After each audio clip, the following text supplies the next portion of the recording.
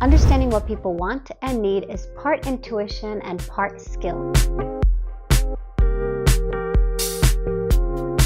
In this video, I'm going to talk about how to identify what people want and need and how to understand it. Growing up in a chaotic family, I became a master of observation. I would look at my family members and study their behavior, from nonverbal cues to what they said. Based on actually what I've seen and heard, I would anticipate what would happen next. A lot of the times when we're trying to understand people's wants and needs, we anticipate what it is that they need and want. Sometimes people cannot explain to you. A great career path for someone who is anticipating needs and wants is that of a executive assistant, fireman, nurse. All these people are equipped with understanding what a person wants and needs in that moment and in the future. So in case you're in these fields, you already know what we're going to talk about today. Body language is something that's crucial in understanding this. We first basically understand what the person is doing with their body, and that's not always communicated verbally. And we can pretty much be accurate in what we see. I've read a study somewhere that 80% of communication is nonverbal, so I always focus on that. Like I've mentioned in my other video, when someone is approaching you and if they're walking too fast, you're automatically going to go push back. And if someone is especially approaching you and giving you this look, you're going to run.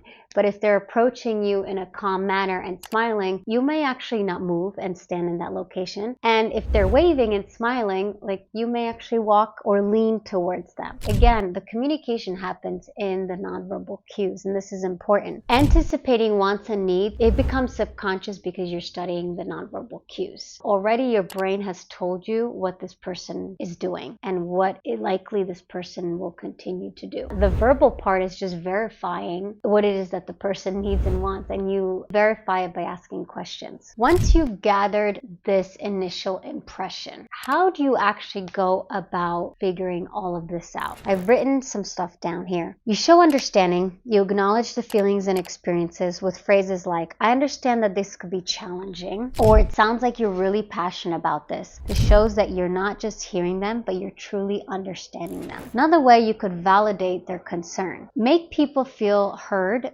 by confirming what you've heard. This way you're respecting them. So for example, you say, I understand your concerns are completely valid and I appreciate you sharing them with me. So this simple act of validation, it makes them feel wanted. So now we're talking about listening, right? So listening isn't just about staying quiet while someone talks. It's about active listening, repeating word for word. So think of it as you're like their sounding board and you're their mirror. When you repeat word for word what you said, then they can check if that information is valid, and you could also check if that information is valid. And I'm actually in the next video going to be talking about active listening. It's one of those skill sets that is extremely important. I actually worked for someone in Miami who taught me active listening by asking me at the end of each conversation, what did you hear? What is the one thing you learned today? Because he wanted to make sure that I heard him. And if I paraphrased what he said or summarized what he said, he's like, no, I need you to repeat word for word what I said. And actually it slows down your brain and it increases your sensation, and you're able to take in more sensory details, more information, to get a bigger and better picture of what is in front of you. We think too fast. With social media, we just respond too fast, instant gratification, everything's fast, fast, fast, and we miss important information. The other way that you can also figure out wants and needs is, mentioned this in my previous video, is asking open-ended questions. For example, what are your main priorities right now, or how do you envision achieving your goals? These types of questions lead to richer dialogue. And you can also explore needs and desires in a more explicit way. For example, you might ask, what challenges are you facing in reaching your goals? What does success look like to you? What is it that you actually need right now? You could use the word need. And a need and a want are two different things. I need water. I want Coca-Cola. I need a bigger team. I want a chief engineer.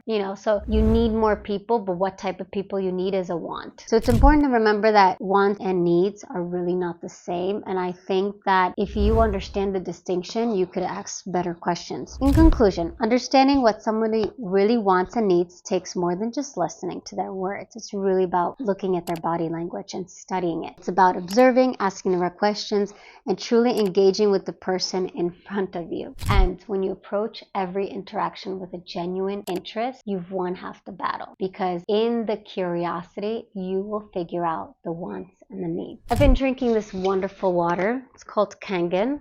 And it gives me a lot of energy, especially if I'm sitting all day on this couch rehearsing. Just to summarize, when you approach every interaction with genuine curiosity and empathy, you create a foundation for a deeper connection. And this is what we all desire, let's be honest. What are we going to cover in the next episode? I'm going to talk about the secrets of active listening and how to really master it. And I will discuss mechanisms of active listening. It's truly a life-changing skill. It has helped me tremendously in my relationship and in my client work. It's one of the things that it seems very basic, but it's not. So I greatly would love it for you to comment about what you heard today. What's one thing you learned? Here we can practice active listening. And more importantly, when you're connecting with another human being, what is it that you do well? I'd like to hear from you, because we always focus on the negative and what we can improve, but what is it that you absolutely do well when you connect with another human being? Hit that subscribe button for me, and I'll see you in the next one.